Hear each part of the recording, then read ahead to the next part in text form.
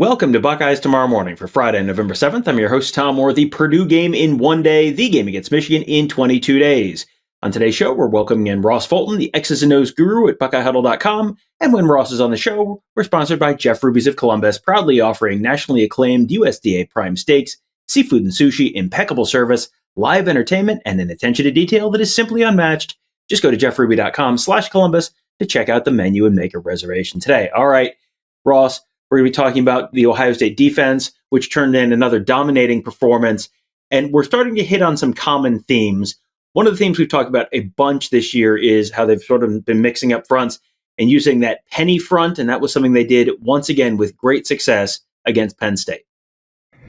Exactly. We've talked about how they probably run the penny front, a quarter to a third of the time. And that's this 5-1 look, right? Where you got 3 down linemen, the 2 stand-up edge guys, one of which is Arvell Reese, and then generally Styles, or could be Peyton Pierce, is the middle linebacker. And, again, like this play, the reason that the penny front is so effective, it's really to defend zone runs. And a lot of teams base out of zone.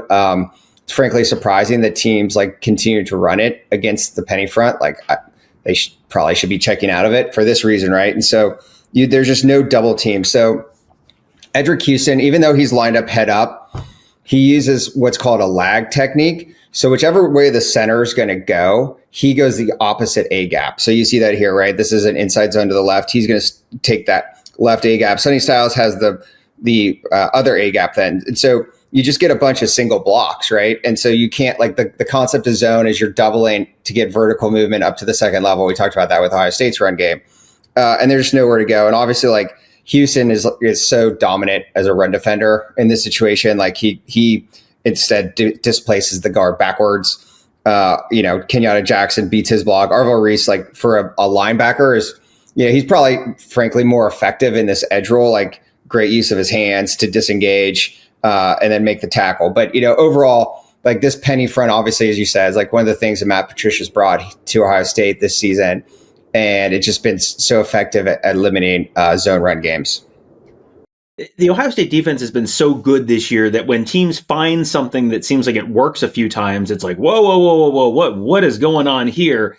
You kind of had that a little bit when Illinois was running some tempo in the second half against them a few weeks ago. And then there was this toss play where Penn State was kind of overloading one side of the line and with linemen, and they would just kind of run this sort of basic toss play.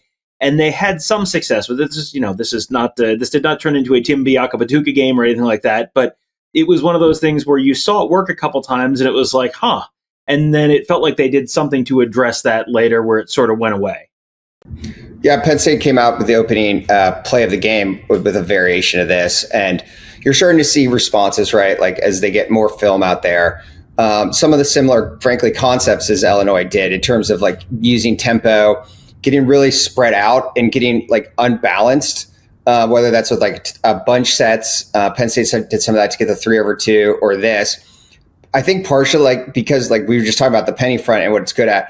One limitation to the penny front, it's a very balanced look. And by that, I mean, if you divide the ball in half through the middle of the center, you have the same number of players to each side of the offensive formation. And then especially if you're in cover 3, then you're even more, straight down. You got 3 guys right down the middle. And so what teams are doing is they're overloading one side or the other to force Ohio State to adjust. And so Penn State kind of did a combo here. They'd run this. So they have 7 offensive linemen on the field. Both those guys that are sort of in the backfield are also offensive linemen.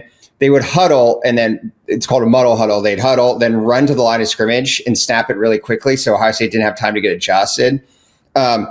And what Ohio State needs to do is they need to bump everything over. So the center is no longer considered the center, right? You create a new center basically off the tackle, or at least off the guard. And so Penn State caught him a few times like this. As you said, these plays, they have utility, right? Unbalanced, Colton Nicky for Penn State.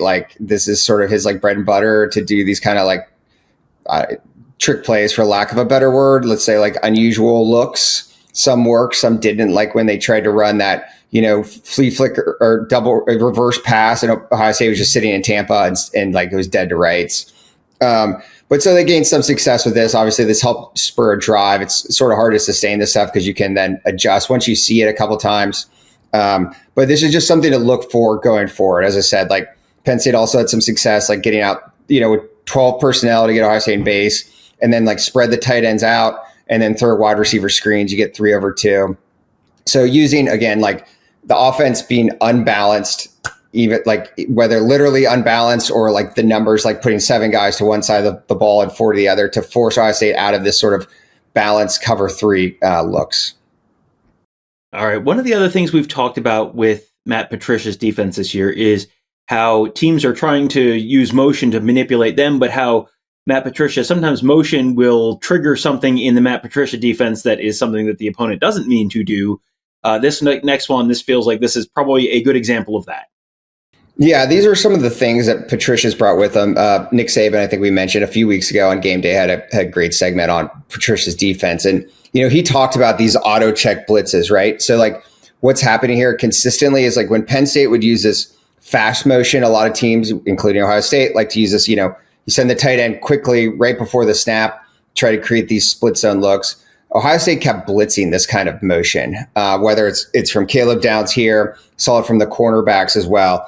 And you're just, the thought being like, you're generally not going to get a threat back to that side of the field away from the motion. And so, here, like, for instance, you could see Caleb Downs pointing. So Ohio State's in cover 1. So now the deep defender becomes responsible for that tight end. The opposite side corner then has the inline tight end. And you're just gaining a number. You're basically using how offenses tend to use motion against them. So just one more sort of wrinkle Patricia's brought that has helped limit opponent run games. All right, now we're going to move on to the pass game. And Penn State had a little bit of success here and there in the pass game. This first one is sort of an example where they sort of found a hole in a zone. What struck me about this, and I'm sure this is not what you're going to be talking about, but what struck me about this was, man, Arvell Reese is way downfield on this one. This is a ball that Ethan Brunkemeyer sort of layered in nicely. But you think about Arvell Reese being right around the line of scrimmage, and he is dropped way into coverage on this one.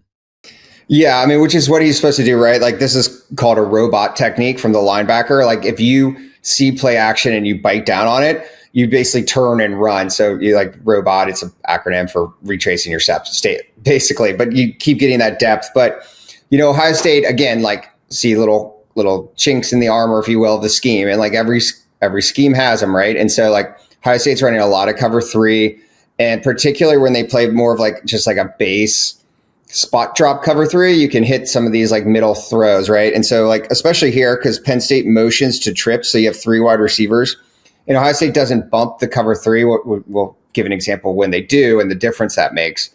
But so you end up with both Caleb Downs and the backside boundary corner basically just guarding air, right? And so then you're down bodies to the trip side of the field. And when you're not carrying or matching routes down the seam, you can tend to get these situations, right? Where, obviously Reese is trying to get back because he had that, as we talked about, reacted to the play action. But if you get guys running on the seam, like talked about Ohio State, as we said, like offensively getting a ton of cover 3 and like hitting those seam routes or not. And obviously Penn State tried to do the same against Ohio State's cover 3 on the play where Caleb Downs initially got called for targeting and then that was waved off. Like that was open. Penn State just didn't get the ball there in time, or it was in an inaccurate throw. So the more that Ohio State sort of just plays sort of base spot drop cover 3, which, we can talk about, like it's sometimes they do, sometimes they don't. It's a little difficult, I think, at the moment to figure out the rhyme or reason, other than I think Patricia is generally happy to like just play base cover 3 unless you prove to him that you can beat it, and then he'll start throwing in some variations, like we'll see.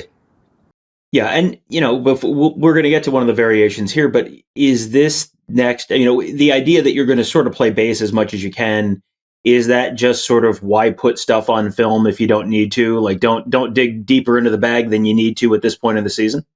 I think so. I think in this specific situation, yes. I mean, I think, there's benefits to spot drop, is particularly in terms of playing the run. So if you're playing a team that you're more concerned about their run game or think that they're more run focused, right? Like if you're freeing up your second level defenders from having to carry or match routes, like their eyes are now on the backfield, right? And so you get, positives and negatives to that, like everything else.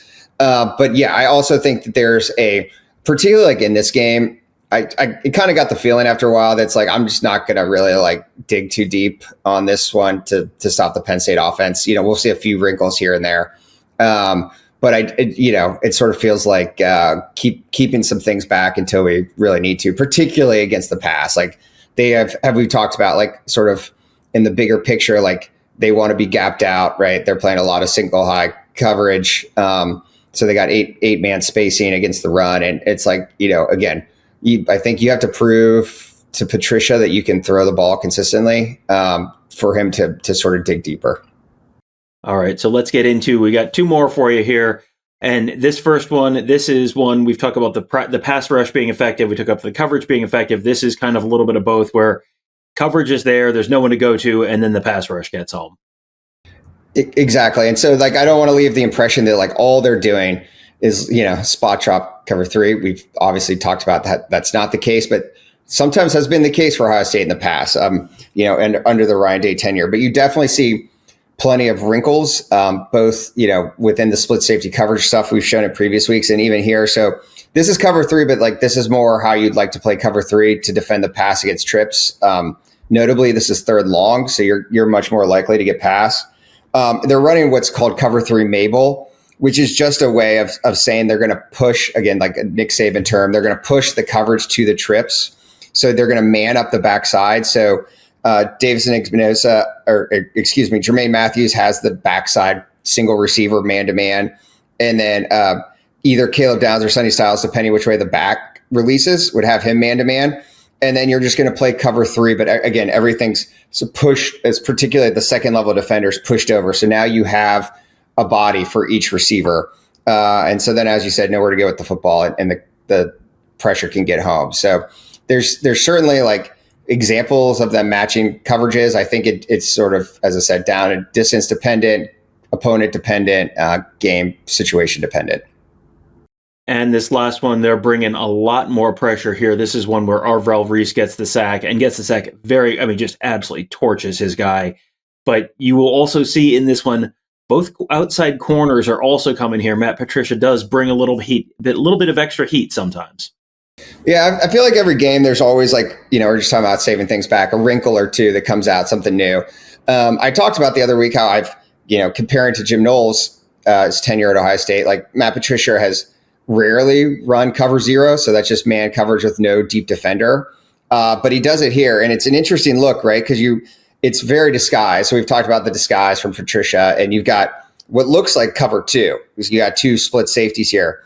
But as you said, like this, actually at the snap, Davison Igbenoson's coming off the nub side away from the trips. And then you have Jermaine Matthews in the slot blitzing as well. And then you got everyone just playing man. So you got the, deep safety to the near side, has that tight end in the nasty split. You got, Lorenzo Styles picking up the slot receiver. Devin Sanchez has the outside receiver, and then Downs has that tight end, the inside trips receiver.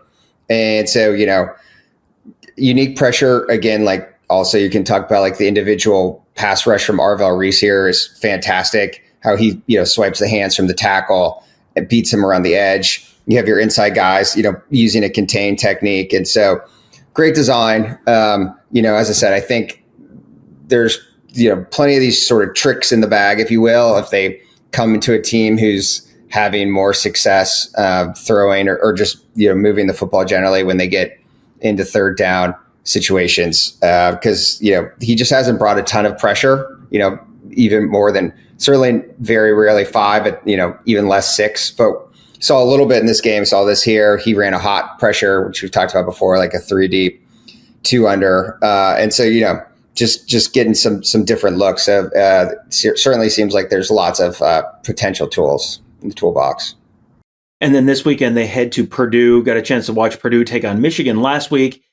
Purdue's offense, they moved the ball some, but they weren't, there wasn't a great run threat. They didn't throw the ball downfield much. It was just kind of a lot of run the play clock way down, wait till the headset shut off, and then hustle to the line and snap it quickly and throw something quick before the pass rush can get home. What's sort of the counter to that for Ohio State, or is it just kind of keep everything in front of you and hope that they don't complete 2 5-yard passes every 3 downs?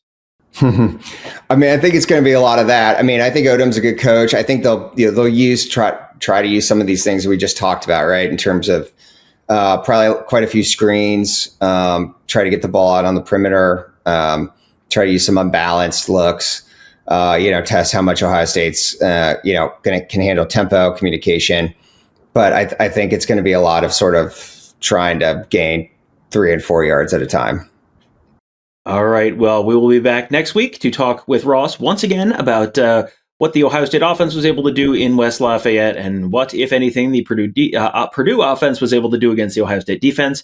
And when he's back, we will once again be sponsored by Jeff Ruby's of Columbus, the award-winning upscale steakhouse in downtown Columbus, named one of the top 50 steakhouses in America by Food Network. Just go to jeffruby.com/Columbus to check out the menu and make a reservation today. That will do it for today. Thank you guys all for joining us. Have a great day.